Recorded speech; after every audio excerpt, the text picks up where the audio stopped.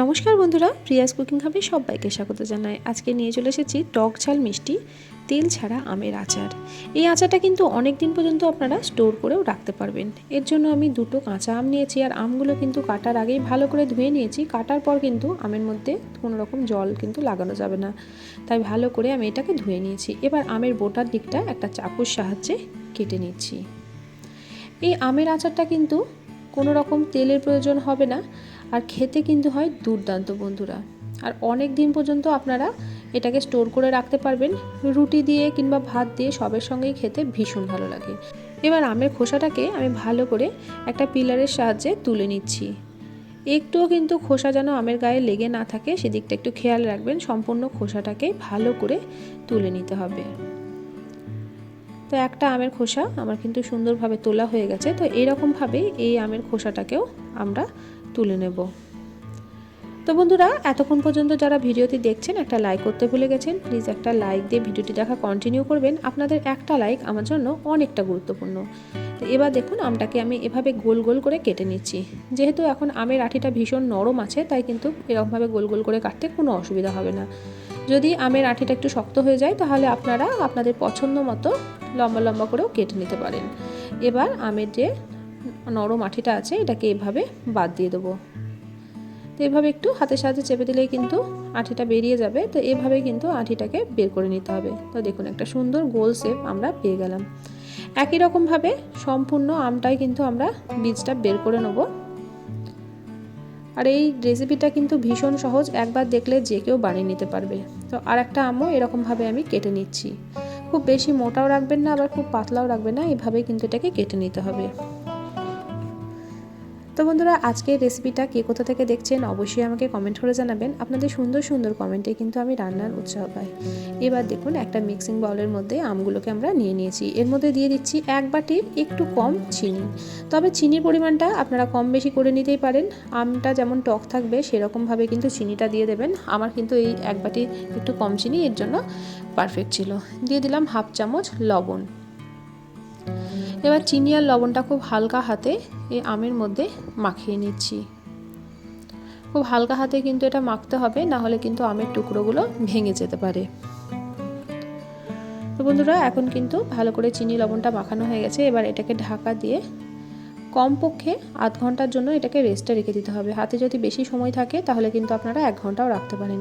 এদিকে দুটো শুকনো লঙ্কা, হাফ চামচ কালো সর্ষে, হাফ চামচ পাঁচফোড়ন, 1 চামচ গোটা জিরে, 1 চামচ মৌরি আর 4টে এলাচ ভালো করে শুকনো কড়াইয়ের মধ্যে ড্রাই রোস্ট করে নেব। এই মশলাটার জন্যই কিন্তু আমের আচারটা দুর্দান্ত একটা স্বাদ হবে বন্ধুরা। এবার গ্যাসের ফ্লেমটা একদম লোতে করে এটাকে একটু ড্রাই রোস্ট করে নিতে হবে।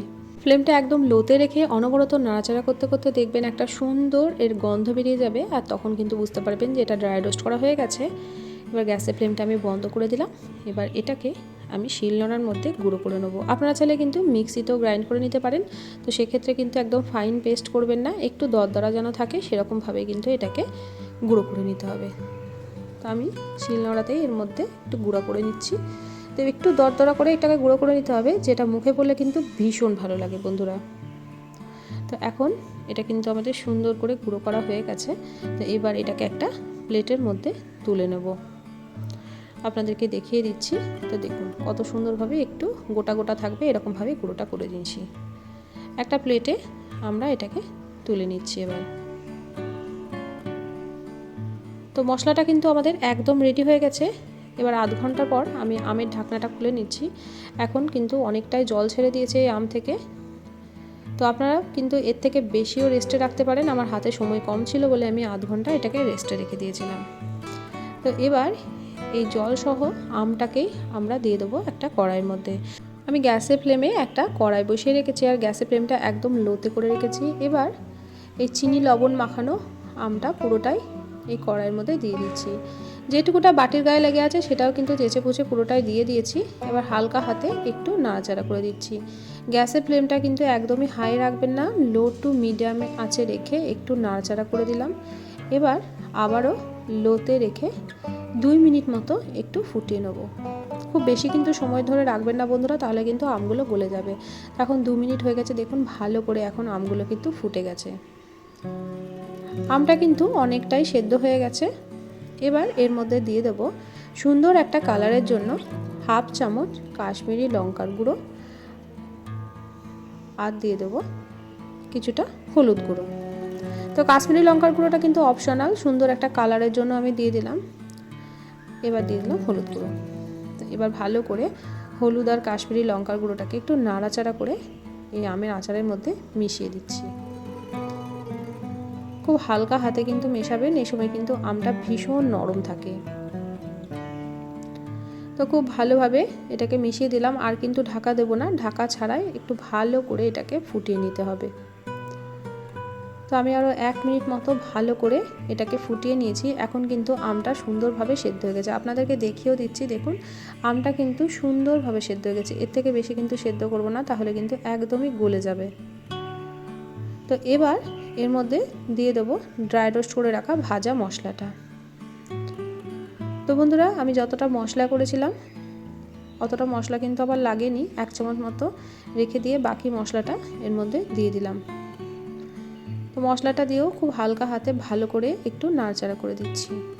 আপনারা যদি এটা বানিয়ে সঙ্গে সঙ্গে 2-4 দিনের মধ্যে বা 1 সপ্তাহের মধ্যে খেয়ে নেন, তাহলে কিন্তু এটার মধ্যে ভিনিগার দেওয়ার কোনো প্রয়োজন নেই। যদি আপনারা এটা মাসখানেক স্টোর করে রাখতে চান, তাহলে এর মধ্যে দিয়ে দেবেন 1 চামচ ভিনিগার। এতে করে কিন্তু অনেক দিন পর্যন্ত সংরক্ষণ করে রাখতে পারবেন। আপনারা 1 বছর পর্যন্ত এটাকে রেখে দিতে পারবেন, তবে সেক্ষেত্রে এটাকে ফ্রিজের মধ্যে রাখবেন। তো খুব ভালোভাবে এটাকে নাড়াচাড়া করে দিলাম একটু ভিনিগার দিয়ে। তো এবার ঠান্ডা করে এটাকে আমরা একটা প্লেটের মধ্যে সার্ভ করে নেব। তো দেখুন কতটা লোভনীয় হয়েছে। কেমন লাগলো রেসিপি অবশ্যই কমেন্ট করে জানাবেন। রেসিপি ভালো লাগলে প্রিয়জনদের সঙ্গে শেয়ার করতে কিন্তু ভুলবেন না।